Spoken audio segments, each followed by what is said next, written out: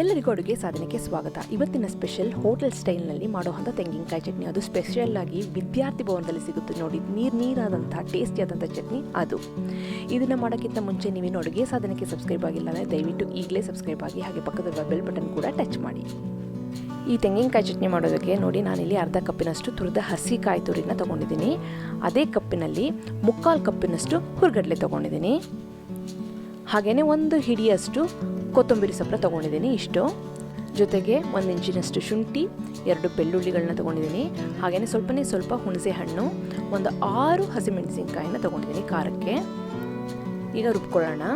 ನೋಡಿ, ಇಲ್ಲಿ ಕಾಯಿ ತುರಿ ಹಾಕ್ಕೊಳ್ತಾ ಇದ್ದೀನಿ, ಜೊತೆಗೆ ಹುರ್ಗಡ್ಲೆನ ಹಾಕ್ಕೊಳ್ತಾ ಇದ್ದೀನಿ. ಒಂದು ಟ್ರಿಕ್ಕನ್ನು ಫಾಲೋ ಮಾಡಬೇಕು ಈ ಚಟ್ನಿ, ಹೋಟೆಲ್ ಸ್ಟೈಲ್ ಚಟ್ನಿ ಮಾಡೋದಕ್ಕೆ ನಾನು ತೋರಿಸ್ತೀನಿ.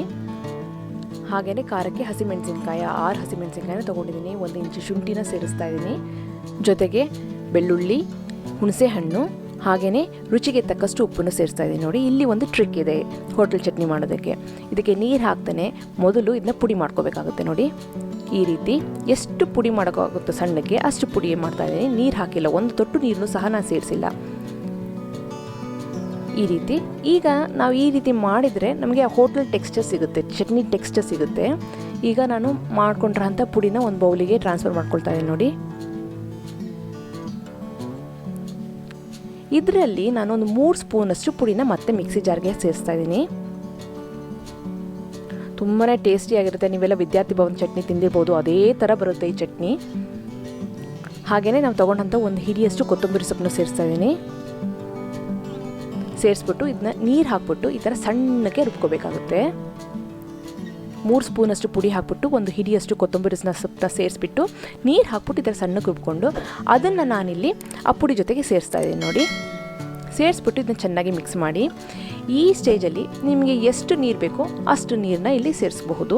ಕನ್ಸಿಸ್ಟೆನ್ಸಿ ನೀರಾಗೇ ಇರುತ್ತೆ. ಹೋಟೆಲ್ ಸ್ಟೈಲಲ್ಲಿ ಕೊಡುವಂಥ ಚಟ್ನಿ, ಸ್ಪೆಷಲಾಗಿ ವಿದ್ಯಾರ್ಥಿ ಭವನದಲ್ಲಿ ಕೊಡ್ತಲ್ಲ ಚಟ್ನಿ, ನೀರಾಗೇ ಇರುತ್ತಲ್ವ, ಆ ಕನ್ಸಿಸ್ಟೆನ್ಸಿಗೆ ತಕ್ಕುವಂತೆ ನೀವು ಇಲ್ಲಿ ನೀರನ್ನ ಸೇರಿಸಿ ಚೆನ್ನಾಗಿ ಮಿಕ್ಸ್ ಮಾಡ್ಕೊಳ್ಳಿ. ಮಧ್ಯೆ ಒಂದೊಂದು ಗಂಟೆ ಸಿಗ್ಬೋದು ಪುಡಿ ಆಗಿರೋದ್ರಿಂದ, ಸೊ ಸ್ಪೂನ್ ತೊಗೊಂಡು ಚೆನ್ನಾಗಿ ಇದನ್ನ ಮಿಕ್ಸ್ ಮಾಡ್ಕೊಳ್ಳಿ. ಇನ್ನೂ ಸ್ವಲ್ಪ ಗಟ್ಟಿಯಾಗಿರೋದ್ರಿಂದ ಇಲ್ಲಿ ನೀರು ಸೇರಿಸ್ಬಿಟ್ಟು ಕನ್ಸಿಸ್ಟೆನ್ಸಿನ ಇನ್ನೂ ಸ್ವಲ್ಪ ತೆಳ್ಳಗೆ ಮಾಡ್ಕೊಳ್ತಾ ಇದ್ದೀನಿ. ಈಗ ಉಳಿದಿರೋದು ಒಗ್ಗರಣೆ. ಇದಕ್ಕೆ ಎಣ್ಣೆ, ಸಾಸಿವೆ ಹಾಗೆ ಕರಿಬೇವಿನ ಸೊಪ್ಪು ಒಗ್ಗರಣೆ ಕೊಡ್ತಾ ಇದ್ದೀನಿ. ಸಿಂಪಲ್ ಒಗ್ಗರಣೆ, ಏನೂ ಇಲ್ಲ. ಎಣ್ಣೆ, ಸಾಸಿವೆ, ಕರಿಬೇವಿನ ಸೊಪ್ಪು, ಆ ಒಗ್ಗರಣೆನ ಇದಕ್ಕೆ ಸೇರಿಸ್ತಾ ಇದ್ದೀನಿ. ನೋಡಿ, ಈಗ ಚೆನ್ನಾಗಿ ಮಿಕ್ಸ್ ಮಾಡಿ ಸೂಪರಾಗಿರೋಂಥ ಟೇಸ್ಟಿಯಾದಂತಹ ಹೋಟೆಲ್ ಸ್ಟೈಲ್ ಚಟ್ನಿ ರೆಡಿಯಾಗಿರುತ್ತೆ. ನೋಡ್ತಾ ಇರ್ಬೋದು ಎಷ್ಟು ಮಾಡೋದು ಎಷ್ಟು ಈಸಿನೋ, ತಿನ್ನೋಕ್ಕಷ್ಟೇ ಟೇಸ್ಟಿಯಾಗಿರುತ್ತೆ. ಈ ಚಟ್ನಿನ ತಿನ್ನೋದೆಲ್ಲ ಸ್ಪೂನ್ ತೊಗೊಂಡು ಹಾಗೆ ಸೂಪ್ ಥರ ಕುಡಿತಾರೆ, ಅಷ್ಟು ಟೇಸ್ಟಿಯಾಗಿರುತ್ತೆ. ನೀವು ಒಂದ್ಸತಿ ಮಾಡಿ ನೋಡಿ. ಎಕ್ಸಾಕ್ಟಾಗಿ ವಿದ್ಯಾರ್ಥಿ ಭವನದಲ್ಲಿ ಕೊಡ್ತಾರೋ ಚಟ್ನಿ ಅದೇ ಥರ ಇರುತ್ತೆ. ಈಗ ಹೋಟೆಲ್ ಸ್ಟೈಲ್ ಚಟ್ನಿ ರೆಡಿಯಾಗಿದೆ.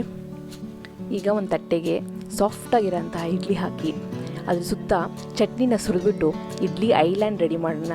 ಸುತ್ತ ಚಟ್ನಿ ಸಮುದ್ರ ಇರಬೇಕು, ಹಾಗೆ ಹಾಕಬೇಕು. ಇಡ್ಲಿ ಮಾತ್ರ ಸಾಫ್ಟಾಗಿರಬೇಕು. ಸಾಫ್ಟಾಗಿ ಇಡ್ಲಿ ಮಾಡೋದು ಹೇಗೆ ಅಂತ ನಾನು ವಿಡಿಯೋ ಆಗಲೇ ಅಪ್ಲೋಡ್ ಮಾಡಿದ್ದೀನಿ, ಅದನ್ನು ದಯವಿಟ್ಟು ನೋಡಿ. ಡಿಸ್ಕ್ರಿಪ್ಷನ್ ಬಾಕ್ಸ್ನಲ್ಲಿ ಲಿಂಕ್ ಹಾಕ್ತಾ ಇದ್ದೀನಿ. ಈಗ ಸೂಪರ್ ಆಗಿರೋಂತಹ ಹೋಟೆಲ್ ಸ್ಟೈಲ್ ಚಟ್ನಿ ರೆಡಿಯಾಗಿದೆ. ಜೊತೆಗೆ ಇಡ್ಲಿನೂ ಸಾಫ್ಟಾಗಿದೆ. ಇಡ್ಲಿ ಚೆನ್ನಾಗಿ ಚಟ್ನಿನ ಹಿಡ್ಕೊಟ್ರೆ ನೋಡಿ, ಈ ಥರ ತೊಗೊಂಡು ತಿಂತಾಯಿದ್ರೆ ಎಷ್ಟು ಇಡ್ಲಿ ಹೋಗುತ್ತೆ ಅಂತಲೇ ಗೊತ್ತಾಗಲ್ಲ, ಅಷ್ಟು ಟೇಸ್ಟಿಯಾಗಿರುತ್ತೆ. ಸೂಪರ್ ಆಗಿರೋಂತಹ ತೆಂಗಿನಕಾಯಿ ಚಟ್ನಿ ರೆಡಿಯಾಗಿದೆ. ನಿಮಗೆಲ್ಲ ಈ ರೆಸಿಪಿ ಇಷ್ಟ ಆಗಿದೆ ಅಂತ ಅಂದ್ಕೊಂಡು ಖಂಡಿತವಾಗ್ಲೂ ಟ್ರೈ ಮಾಡಿ. ಹಾಗೆ ನೀವೇನು ಅಡುಗೆ ಸಾಧನೆಗೆ ಸಬ್ಸ್ಕ್ರೈಬ್ ಆಗಿಲ್ಲ ಅಂದರೆ ದಯವಿಟ್ಟು ಈಗಲೇ ಸಬ್ಸ್ಕ್ರೈಬ್ ಆಗಿ, ಪಕ್ಕದ ಬೆಲ್ ಬಟನ್ ಕೂಡ ಟಚ್ ಮಾಡಿ.